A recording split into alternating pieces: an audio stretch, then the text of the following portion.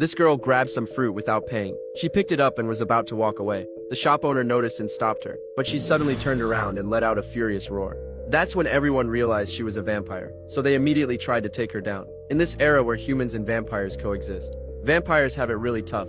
They usually hide everywhere, never daring to show up in the human world. Elisa ran for her life, and finally crawled back home through the window. That's when she realized how serious things had gotten. She kept apologizing to her dad, but outside a huge crowd had already gathered. They were all wearing red masks, belonging to an organization under Van Helsing that specializes in hunting vampires. Elisa wasn't too smart either. She basically led the hunters straight to their home. At that point there was no turning back. The whole family had no choice but to run. John went up to a coffin, but no matter how much he knocked, there was no response from inside, so he had to force it open. Inside lay Elisa's grandmother, an ancient vampire elder. Before John could even explain the situation, she already smelled silver and garlic coming from outside. That stuff is deadly to vampires. There was only one way to survive, to get out of there fast. By then Van Helsing himself had arrived downstairs. For centuries they've been hunting vampires everywhere. Grandma had finally found a safe place to hide in this town, but thanks to Elisa's careless mistake, the whole family's location was exposed. To keep them safe, Grandma activated the ruby on her chest, sending out a distress signal to other vampire clans. Then she set the curtains on fire to cause chaos, and led her family to flee.